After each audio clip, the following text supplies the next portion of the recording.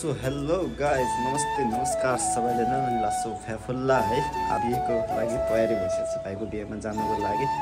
So यहाँबाट चाहिँ लगभग 4-5 घण्टाको यात्रा चाहिँ आज मेरो रहनेछ। सो त्यही हो, भाइको बिहेको लागि तयारी चट्ट भइसक्यो। अब म जाँदैछु। ल केटा म गएँ भाइ, त्यो सामान यो केटाहरूलाई चाहिँ अब ठ्याक्कै आफ्नो आफ्नो काम लगाएर म चाहिँ हिँडिसकेको छु है। यहाँ होलीको स्टार्ट गरिसकेको छ बच्चा बच्ची। आज विशेष होलीको दिन पनि हो, त्यही कारण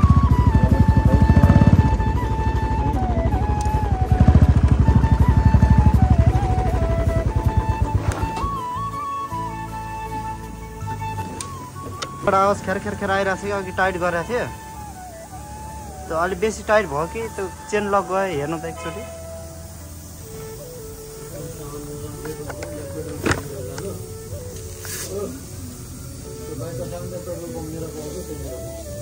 यहाँ बनाउनु न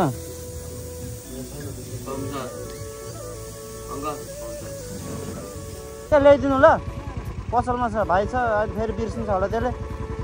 भाडा म मिलाइदिउँ ल। अहिले दिनु कि कति 2 दिन कार्टन ड्यु छ क्या, यहाँ ससुरालीमा झर्दिनु।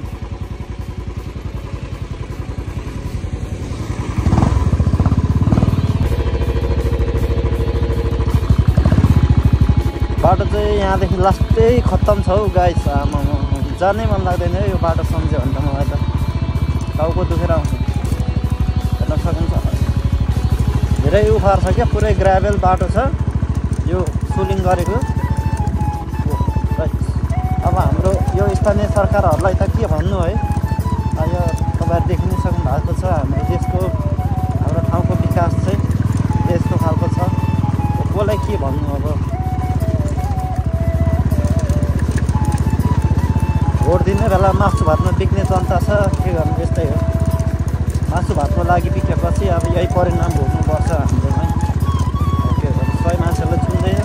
पहिला मैले एससीसम्म चाहिँ अध्ययन गरेको चाहिँ जुन स्कुल चाहिँ यही नै हो है। सो फाइनली म चाहिँ अहिले यहाँनिर आइपुगेको छु। म जानुपर्ने चाहिँ माथि डाँडा कटेर कहाँ पो पुग्नुपर्छ है।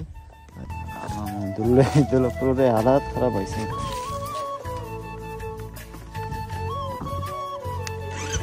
यो रोडतिर छैन, बाटोमा पाउँदैन।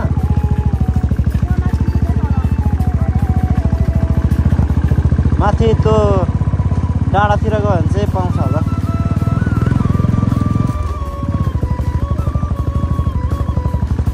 जानुपर्छ होला भोलि।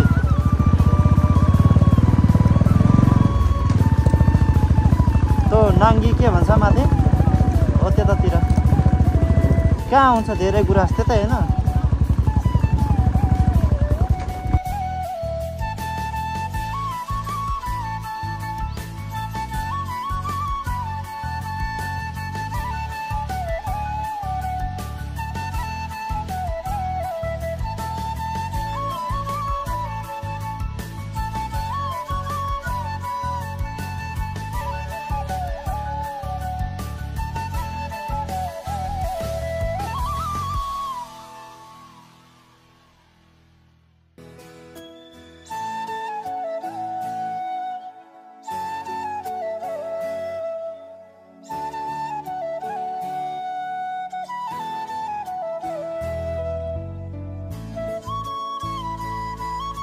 सो गाइस फाइनली 4 घन्टाको राइड पछि चाहिँ म कम्प्लिटली यहाँ पुगिसकेको छु।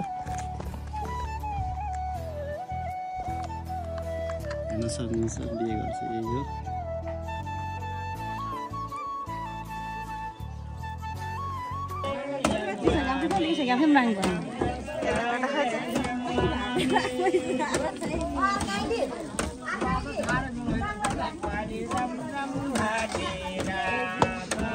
हट्ता उता त मामा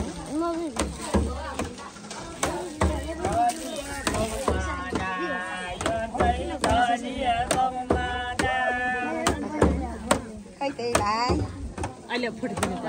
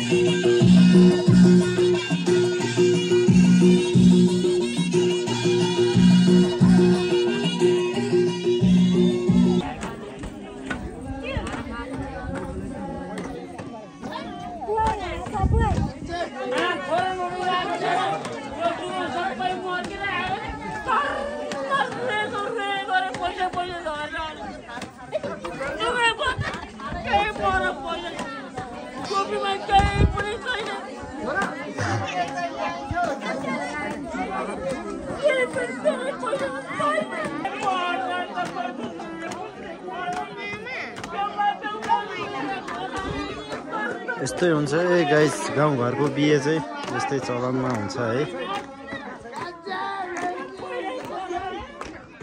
यता चाहिँ भोज छ, यतातिर यता नाचगान।